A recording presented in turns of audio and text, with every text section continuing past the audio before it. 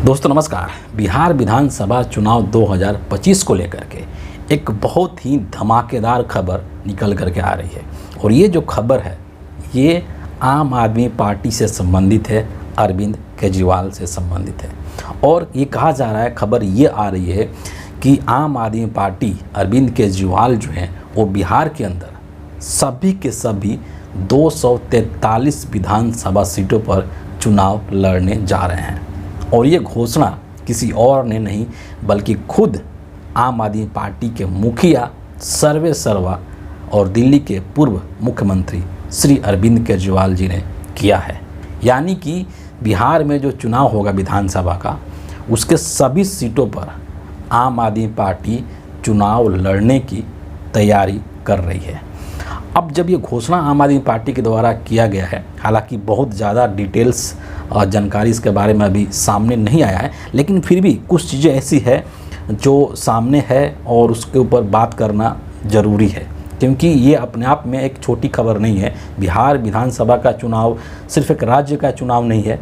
ऐसा नहीं है कि सिर्फ बिहार की राजनीति को प्रभावित करता है वहाँ का चुनाव, बल्कि बिहार का चुनाव पूरे देश की राजनीति को अफेक्ट करता है, प्रभावित करता है।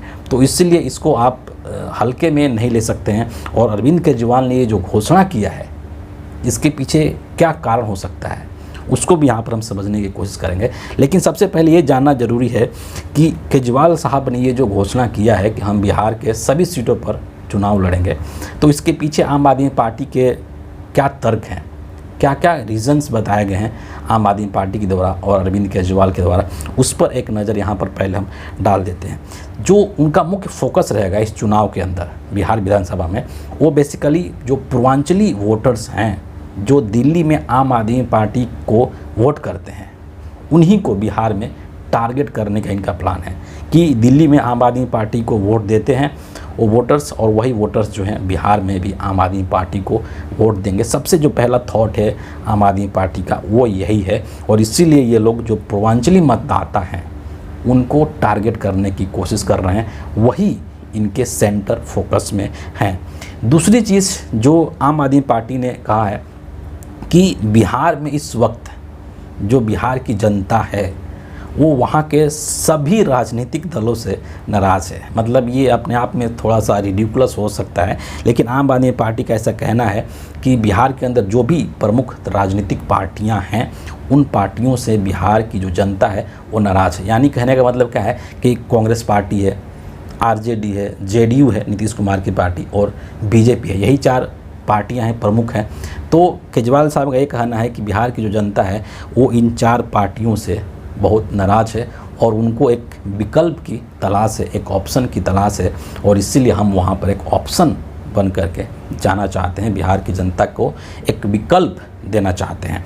एक और चीज़ मैं यहाँ पर बताना चाहता हूँ कि एक स्लोगन भी बल्कि आम आदमी पार्टी ने एक तरीके से बना दिया है कि बिहार में भी केजरीवाल, है ना। अक्सर मोदी जी इस तरह के स्लोगन्स बनाते हैं, तो आम आदमी पार्टी भी नरेंद्र मोदी का अनुसरण करती है। तो यहाँ पर केजरीवाल साहब ने भी बिहार के लिए एक स्लोगन बनवा दिया है कि बिहार में भी केजरीवाल, और शायद इसी स्लोगन के माध्यम से बिहार के अंदर आम आदमी पार्टी का जो पूरा चुनावी कैंपेन होगा वो संभवतः चल सकता है। और ये भी बात सामने निकल करके आ रहा है कि 17 जून को पटना के अंदर, बिहार की राजधानी में, आम आदमी पार्टी के जो लोग हैं, जो कार्यकर्ता हैं, जो नेता हैं, हो सकता है कि उसमें हो क्या सकता है, ऑब्वियस सी बात है कि केजरीवाल भी वहां पर जाएंगे। दिल्ली के तमाम जो लीडर्स हैं आम आदमी पार्टी के, पंजाब के जो लीडर्स हैं वो सभी वहाँ पर जाएंगे, और 17 जून को पटना के अंदर एक बहुत बड़ा विशाल धरना प्रदर्शन का आयोजन किया जाएगा आम आदमी पार्टी के द्वारा। तो ये अभी इस घोषणा के पश्चात कुछ चीज़ें ऐसी हैं जो कि सामने निकल करके आई है, और वो मैंने यहाँ पर आपके समक्ष रख दिया। लेकिन यहाँ पे एक चीज़ और समझना है कि बिहार में इसके लिए बहुत चुनौतियाँ हैं, और सबसे जो बड़ी चुनौती है वो यही है कि बिहार में आम आदमी पार्टी का कोई संगठन नहीं है। ऑर्गेनाइजेशन के स्तर पर आम आदमी पार्टी बिहार के अंदर शून्य है। ये सबसे बड़ा चैलेंज है, और इसके बारे में आम आदमी पार्टी के लोग अच्छी तरीके से विचार करेंगे, समझेंगे। लेकिन यहाँ पर जो मुख्य चीज़ है, इससे भी जो महत्वपूर्ण चीज़ है वो ये समझना है कि केजरीवाल साहब ने ये डिसीज़न क्यों लिया है। है ना। तो इसका जो सबसे महत्वपूर्ण जो परिणाम कह लीजिए, रिपरकशन कह लीजिए, वो ये निकल के आता है कि केजरीवाल साहब के इस डिसीजन से ये अब साफ हो गया कि अरविंद केजरीवाल की पार्टी, अरविंद केजरीवाल अब इंडिया अलायंस के हिस्सा नहीं रहे। जब से ये अलायंस बना था, इंडिया अलायंस, तब से इस अलायंस की सबसे कमज़ोर कड़ी अगर कोई पार्टी था तो अरविंद केजरीवाल की पार्टी थी, आम आदमी पार्टी थी। और अब जो है इस डिसीजन से ये साफ़ हो गया, स्पष्ट हो गया कि अरविंद केजरीवाल ने अब अपना अलग रास्ता चुन लिया है। अब ये इंडिया अलायंस के साथ मिल कर के काम करने वाले नहीं है। सबसे बड़ा चीज़ है ये। और ये जो चीज़ है इंडिया अलायंस से अलग होना, ये नरेंद्र मोदी के लिए एक तरीके से बहुत बड़ी उपलब्धि है, क्योंकि नरेंद्र मोदी हमेशा से ये चाहते थे कि इंडिया अलायंस में फूट हो। इंडिया अलायंस की जो पार्टियां हैं वो इस अलायंस से अपने आप को अलग कर लें। तो नरेंद्र मोदी जो चाहते थे इंडिया अलायंस को लेकर के, यहाँ पर अरविंद केजरीवाल वही करते हुए दिखाई दे रहे हैं। और दूसरी जो महत्वपूर्ण चीज़ है कि अपने इस फैसले के माध्यम से हो सकता है कि अरविंद केजरीवाल जो हैं वो दिल्ली का बदला लेना चाह रहे हों।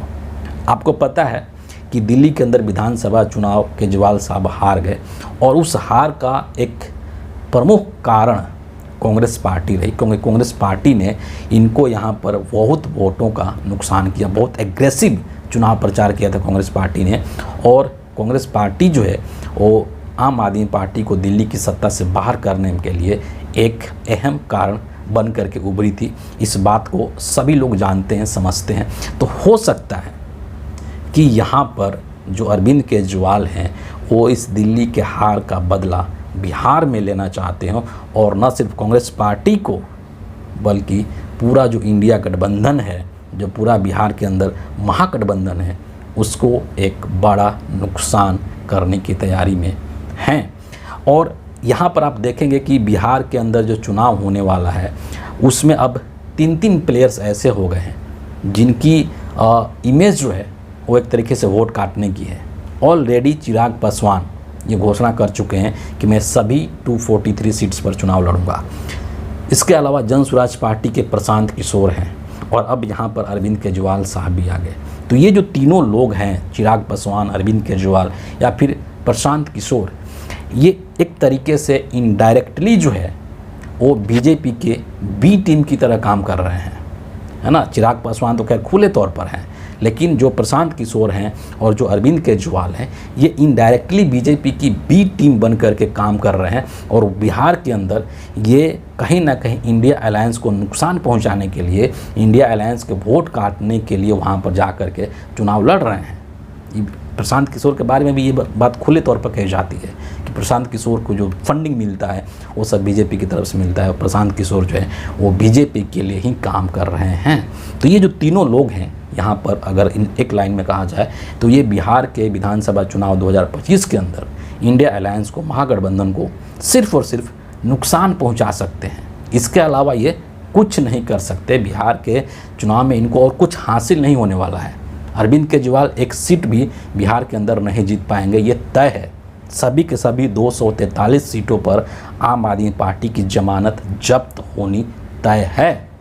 लेकिन ये वहाँ पर चुनाव लड़ करके न सिर्फ कांग्रेस को नुकसान करेंगे, न सिर्फ तेजस्वी यादव को नुकसान करेंगे, बल्कि पूरे इंडिया अलायंस को नुकसान करने का काम करेंगे। और संभवतः इसी उद्देश्य के साथ ये बिहार के चुनावी मैदान में कूदने जा रहे हैं। तो बिहार के लोग बिहार विधानसभा चुनाव में केजरीवाल को किस तरीके से रिस्पॉन्स देते हैं, ये तो चुनाव के वक्त पता चलेगा। चुनाव के बाद जब रिजल्ट आएगा तब पता चलेगा। लेकिन आप लोग क्या सोचते हैं? केजरीवाल साहब का ये जो डिसीज़न है, इस पर आपकी क्या ओपिनियन है, आपकी क्या राय है, वो ज़रूर कमेंट में लिखिए और हमसे शेयर कीजिए। फिलहाल इस वीडियो के लिए इतना ही है। अगर आपको मेरे वीडियोज अच्छे लगते हैं तो इसको ज़रूर लाइक कीजिए, अपने लोगों के साथ अधिक से अधिक शेयर कीजिए, और हमारे चैनल को सब्सक्राइब करके बेल आइकन भी ज़रूर प्रेस कर दीजिए। अगले वीडियो में आपसे फिर मुलाकात होगी। तब तक के लिए बहुत बहुत धन्यवाद।